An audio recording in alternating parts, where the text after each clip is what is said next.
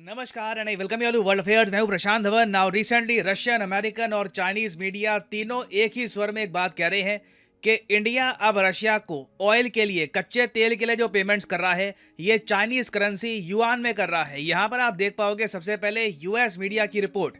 इन लोगों ने ये कहा सबसे पहले कि इंडिया कंसिडर कर रहा है कि जो भी रशियन क्रूड की पेमेंट है ये हम युआन में करें। इन्होंने कहा कि कंसिडर कर रहा है। बाद में और रिपोर्ट्स पब्लिश हुई एनर्जी सेक्टर के न्यूज आउटलेट से और उन्होंने क्लेम किया कि पेमेंट होनी शुरू हो चुकी है। ऐसा नहीं है कि सारी पेमेंट्स चाइनीज युआन में हो रही है, मगर कुछ जो पेमेंट्स है रशिया को, ये इंडिया ने चाइनीज युआन से भी करनी शुरू कर दी है। और सबसे इंटरेस्टिंग बात यहाँ पर यह थी कि इस न्यूज डेवलपमेंट को लेकर रशियन मीडिया बहुत ही ज्यादा खुश था। यहाँ पर आप देख पाओगे रशिया का सरकारी न्यूज आउटलेट आरटी ये कह रहा है एक ट्वीट में कि some of New Delhi's growing imports of Russian oil are now being paid in Chinese yuan.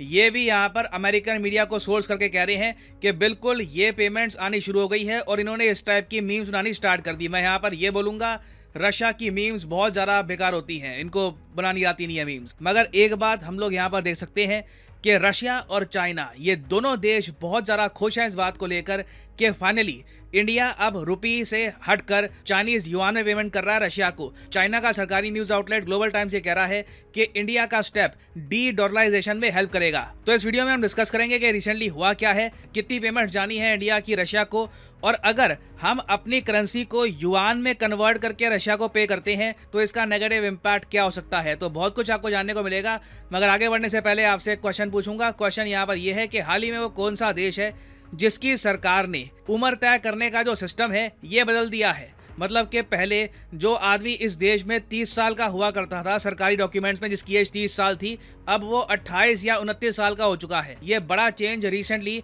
किस कंट्री ने किया है? ये है यहाँ पे आपकी option, south Korea, India, USA या फिर स्विट्जरलैंड। कमेंट सेक्शन में करिए उत्तर, सही आंसर मैं आपको दूंगा वीडियो के एंड में। अच्छा, सबसे पहले जो बेसिक नंबर्स हैं ये यहाँ पर समझ लो ताकि एक आपको आइडिया मिल जाए कि कितने बड़े अमाउंट की हम यहाँ पर बात कर रहे हैं। पिछले साल आप अगर देखो तो भारत ने कच्चा तेल परचेज करने में, फ्यूल इंपोर्ट्स में खर्चे थे 158 बिलियन यूएस डॉलर्स, ऑलमोस्ट रफली 160 बिलियन मान के चल लेते हैं to just make it simple.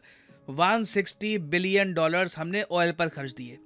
अभी आज के समय जो हम ऑयल परचेज कर रहे हैं ना, उसमें ट्रैजेक्टरी ऐसे हो रही है कि कुछ महीनों में पॉसिबिलिटी है कि कुछ महीनों में आधा हमारा कच्चा तेल, half of our crude oil, ये रशिया से आया करेगा। ये यहाँ पर आप देख पाओगे ऑलरेडी ये परसेंटेज 30-40 के आसपास पहुंच चुकी है।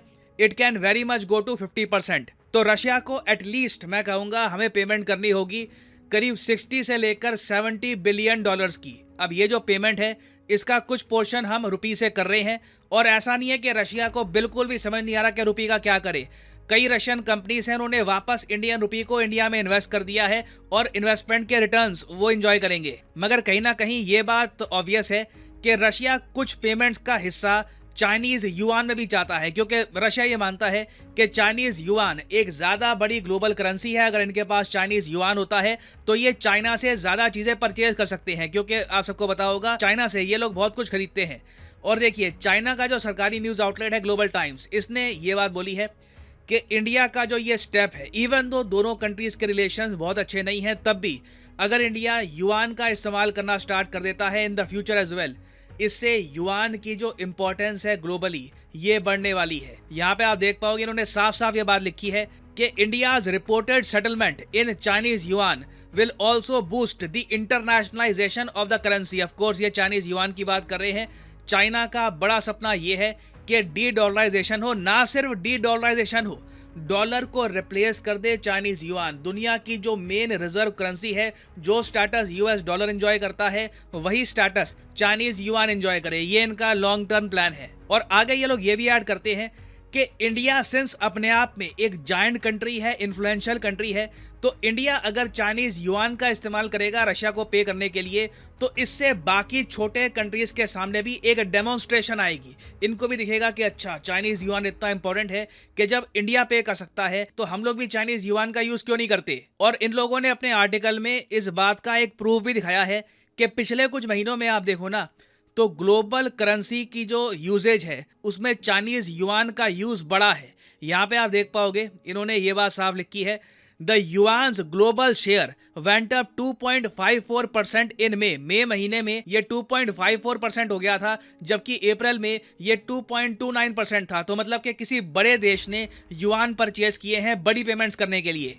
तो चाइना देखिए इस बात को लेकर काफ़ी उत्सुक है, इस बात को ये काफ़ी प्रमोट भी करेंगे कि ना सिर्फ इंडिया, पाकिस्तान भी, जो बेसिकली आप कह सकते हैं पूरा इंडियन सबकॉन्टिनेंट ही आप कह लीजिए, ये अब युआन को धीरे धीरे एक्सेप्ट कर रहा है। ये चाइना काफ़ी प्रमोट करेगा और ये लोग कोशिश करेंगे कि आसियान कंट्रीज़, उसके अलावा अफ्रीकन कंट्रीज़, ये सब भी कल को अगर रशिया का कच्चा तेल परचेज करना चाहते हैं, क्योंकि लेट्स फेस इट, रशिया का कच्चा तेल सबको आज के समय पसंद आ रहा है, क्योंकि और जगह आपको लिटरली ज़रा पे करना होता है।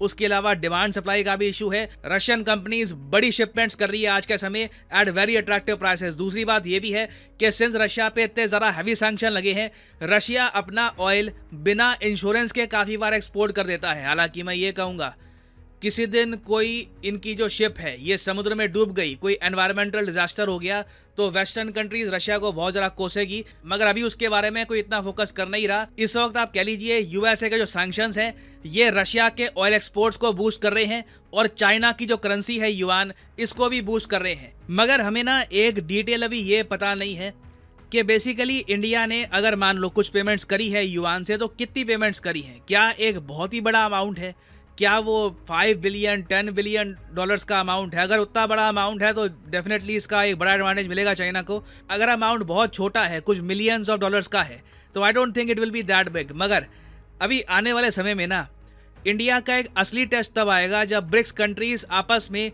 ब्रिक्स करेंसी की बात करेंगे। जी हाँ, बात चल रही है कि साउथ अफ्रीका में जो इस बार ब्रिक्स का समिट होगा वहाँ पर ब्रिक्स करेंसी को भी डिस्कस किया जाए। रशिया इस बात को लेकर काफ़ी उत्सुक है। इंडिया की तरफ से देखिए डॉक्टर अजय शंकर ने ये बात क्लियर कर दी है कि ब्रिक्स करेंसी को लेकर इंडिया में कोई ज़्यादा उत्साह नहीं है। मैं चाहता हूँ ये जो छोटी सी क्लिप है इनकी, ये आप देखें। Impacts your life.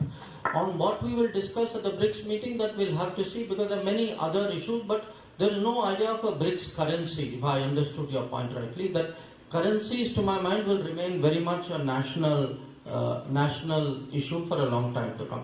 ये स्टेटमेंट डॉक्टर अजय शंकर की बहुत इंटरेस्टिंग है, क्योंकि रशियन ऑफिशियल्स काफ़ी बार कह चुके हैं कि ब्रिक्स अलायंस, ये काफ़ी बार वर्ड यूज़ करते हैं, अलायंस एक खुद की करेंसी बनाना चाहता है, इस पर ये काम कर रहे हैं। जबकि इंडिया की तरफ से स्टेटमेंट ये आई है कि कोई ब्रिक्स की जो करेंसी है उस पर अभी बातचीत नहीं हो रही। करेंसी जो है वो इंडियन रुपी ही हम यूज़ करेंगे। It will remain a national issue for a long time. तो आने वाले समय में इंडिया के सामने एक बड़ा क्वेश्चन रहने वाला है कि अगर हम रशिया से लगातार ऑयल परचेज करते रहेंगे तो क्या हम उसकी पेमेंट्स इंडियन रुपीज से ही कर पाएंगे? क्या रशिया एक्सेप्ट करेगा इंडियन रुपी को लॉन्ग टर्म में? या फिर अगर हम चाइनीज युआन यूज़ करना स्टार्ट कर देते हैं तो क्या बाय डिफॉल्ट हम चाइना के युआन को इंटरनेशनलाइज कर रहे हैं, उसकी इंपॉर्टेंस बहुत ज़्यादा बढ़ा रहे हैं, चाइना को एक बड़ा जियोपॉलिटिकल एडवांटेज दे रहे हैं? तो ये क्वेश्चन देखिए इंडिया के सामने बना रहेगा। और आने वाले ब्रिक्स समिट में क्या होता है, ब्रिक्स करेंसी पर क्या बातचीत होती है, उस पर मैं एक अलग से वीडियो बाद में आपके लिए ले आऊंगा। और फाइनली वापस आते हैं अपने क्वेश्चन की तरफ कि एज कैलकुलेट करने का जो फॉर्मूला है रिसेंटली किस कंट्री ने ड्रॉप कर दिया। अब बाय डिफॉल्ट सरकारी कागजों में इस देश के नागरिक अब जवान हो गए हैं। तो सही उत्तर यहाँ पे है ऑप्शन ए, साउथ कोरिया। ये न्यूज़ रिसेंटली बहुत डिस्कस करी गई कि साउथ कोरिया ने एज लॉ अपना ख़त्म कर दिया है, जिससे बाय डिफ़ॉल्ट जिस आदमी की या जिस औरत की एज 33 साल की थी अब उनकी एज 31 साल की हो गई है। तो आप कह लीजिए पूरी इनकी जो आबादी है ये जवान हो गई है। और फाइनली यहाँ पर मैं ये भी ऐड कर दूं कि आप किसी भी एग्जाम की तैयारी कर रहे हैं, चाहे एसएससी, यूपीएससी, बैंक, आप परचेज कर सकते हैं अनअकैडमी के क्वालिटी कोर्सेज। कमेंट सेक्शन में जाइए, पिन कमेंट में यहाँ पे आपको मिलेंगे link. For example let's say आपको प्रिपेयर करना है यूपीएससी के एग्जाम के लिए, तो यूपीएससी के लिंक पर यहाँ पर करिए क्लिक और यहाँ पे आप परचेज कर पाएंगे अनअकैडमी का यूपीएससी कोर्स। बट जो प्राइसेस यहाँ पर लिखे हैं, don't ever pay these prices. Simply यहाँ पर कोड डालिए PD10 and the prices will start falling and you will be able to save a lot of money. So use the code PD10 and save money. और इसी note के साथ ये है video का अंत। Thank you for listening. May the gods watch over you.